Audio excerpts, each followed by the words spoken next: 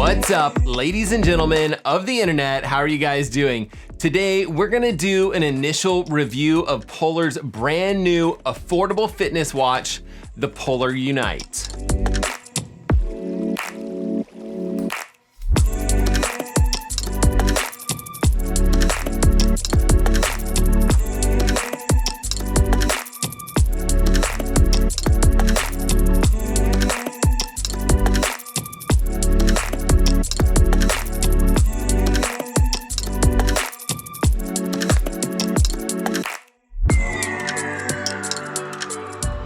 Okay, quick disclaimer, Polar did send me this watch for the purpose of this review, but this is not a sponsored video and they don't get to see any of the footage or preview it before you guys get to see it on YouTube. And whenever a company sends me a product like this, I try to do my best to pass it on to one of you guys in the form of a giveaway. So stick around to the end of this video and we'll go over how you can do that.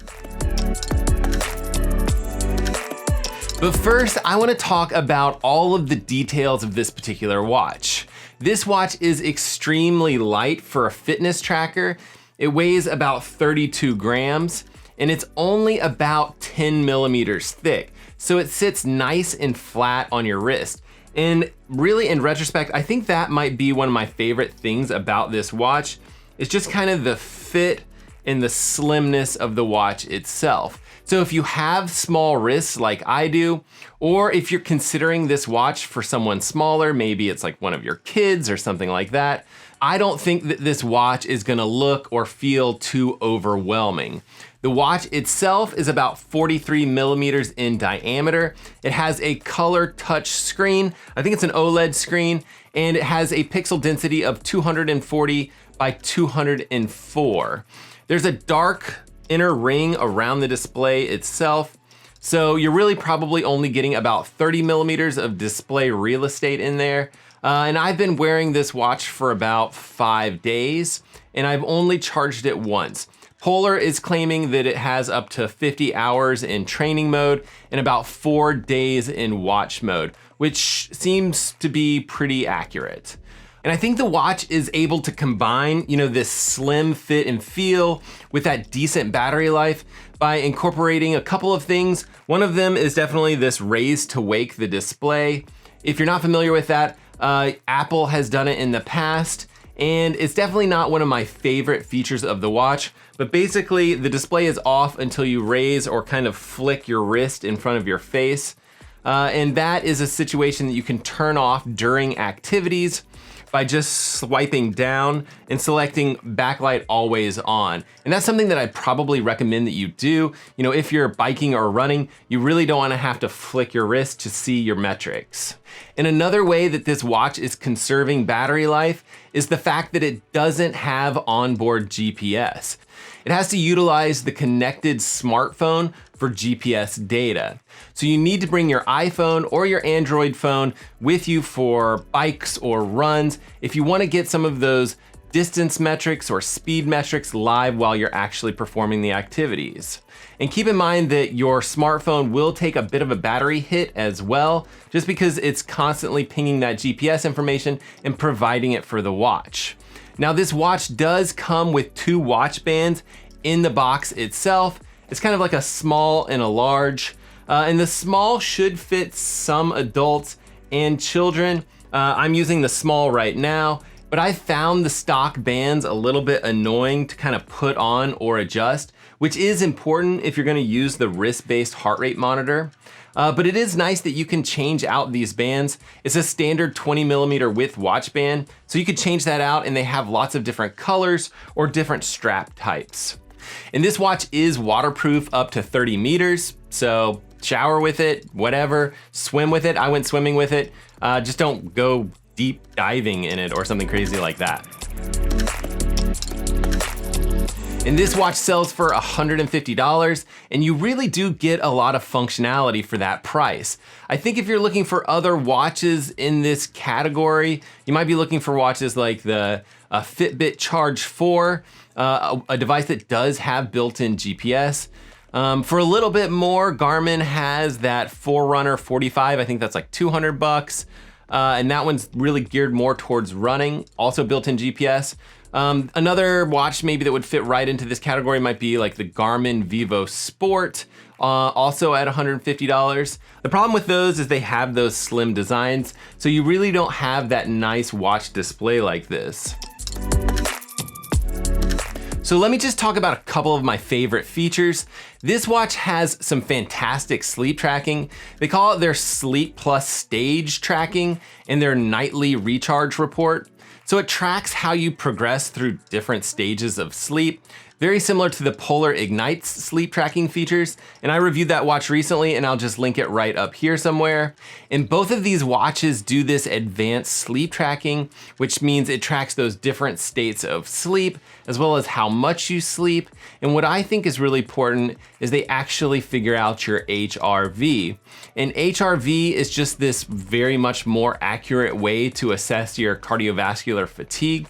HRV stands for heart rate variability, and it's a little counterintuitive, but when you're stressed from a hard workout, your heart rate ends up having a little less variability, and it has more variability when you're actually recovered. And the watch also has something that they call FitSpark training guide. And depending on your fitness level or your workout history, or even your sleep status, the watch can provide custom workouts. And I tend to do a lot of cardiovascular training, so the watch will often recommend strength training or supportive training exercises. And these are ready-made on-demand workouts right on your watch. So sleep tracking and FitSpark training guides seem to be built into all of Polar's new watches, and it's a really nice thing that they don't hold any of these advanced features back on their more affordable watch options. And I'm kind of on the fence about it. I feel like Polar should potentially hold back some of the features or some of the activities of their watches. For example, this watch has open water swimming, which is one of the bazillion different activities that you can select. They don't limit any of those activities from any of your watches. So technically you could do open water swimming with this watch if it was connected to your phone and your arm was out of the water so that your phone could communicate with your watch and your phone had good connectivity. And I just don't know if that's realistic. I don't think that a lot of people are swimming with their phone, although potentially you could put it in some sort of dry bag or something. I did try an open water swim with this watch. Again, I just had my watch at the shore, so it just showed GPS distance of 0 the whole time. And I've also gone for a few runs with this watch. And the big thing there is just remember that your watch needs to be connected to your phone. You need to keep your phone with you, which is a bit of a pain. There's basically a little small icon right before you start your activity. Normally there's like a GPS icon there showing that it's looking for GPS, but in this case, it'll blink looking for your phone, and that'll turn green when it's connected and you're good to go.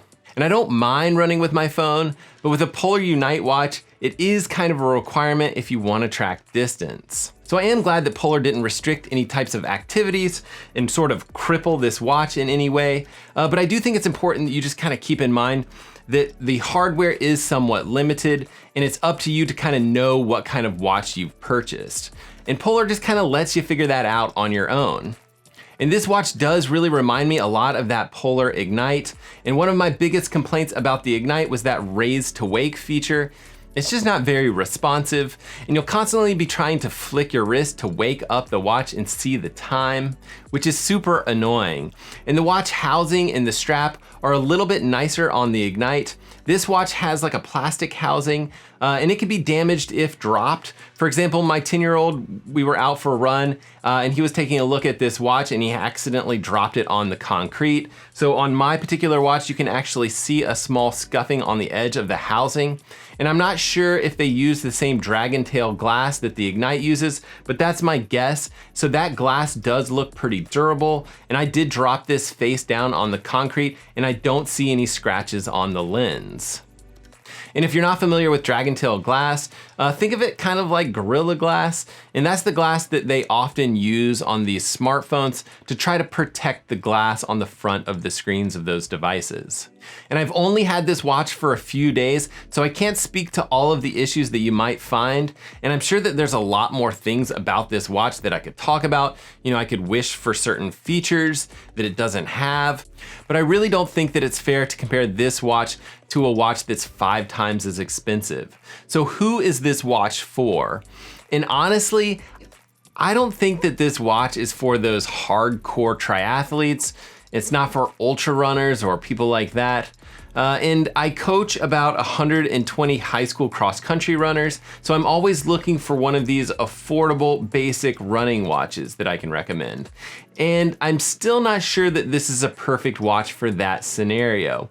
I'd love to see that always on display, and I'd love to see in-body GPS. I do love the fact that it's a very slim, lightweight device, and I think the price is really affordable. And if you want something that's simple, does wrist-based heart rate tracking, all of those different sleep tracking metrics, also provides on-demand workouts right on your watch, then this watch might be a watch worth considering.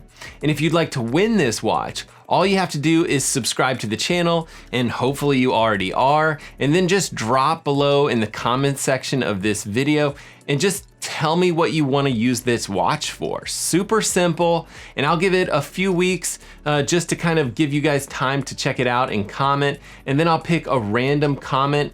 I'll also clean the watch, I'll clean the charger, and I'll even clean the box itself with some sort of disinfectant, and then I'll mail it your way.